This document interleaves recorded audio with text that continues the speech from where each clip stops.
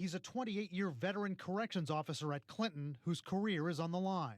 Gene Palmer's lawyer says Palmer regrets not running the frozen meat through the metal detector. Palmer says the hamburger meat was handed to him by Joyce Mitchell.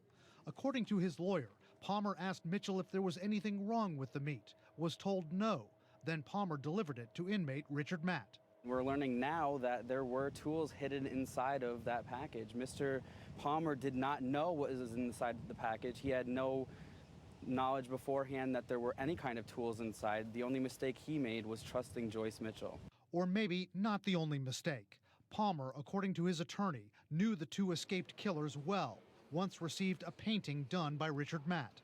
Former Rikers Island Commander Arnett Gaston says corrections officers should never take gifts from inmates. Because it places you in a compromising position. Once you have set up that situation, then it could be manipulated further where you are now in their debt. Gaston also says if Palmer used Matt and David Sweat as sources for information which kept the facility safe, as he claims, he shouldn't have done that either, unless it was sanctioned by authorities at Clinton. Was it? The New York State Corrections Department would not comment. Gene Palmer's on paid leave.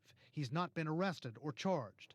A former inmate at Clinton who says he knew Palmer doesn't think Palmer would help inmates escape, but did say this. He wasn't like the other officers. You know, he was more, he would mingle with us a little more.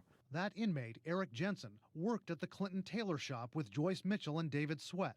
And tonight, he drops a bombshell. Jensen says about 4 times a week, Mitchell and Sweat would disappear into a closet at the tailor shop, sometimes for a half hour or 45 minutes. I believe they were getting it on. I believe they were getting it on in that back room.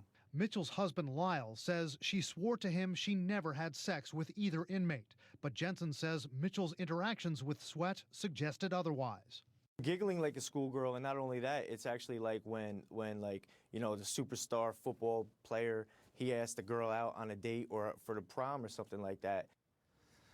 I spoke a short time ago with Joyce Mitchell's attorney, Steve Johnston. He says he's not been able to speak to Joyce Mitchell yet today about Eric Jensen's specific allegations, but he says Mitchell has told police investigators and told him that she never had sex with David Sweat, and he says the corrections department has so far found no evidence of that.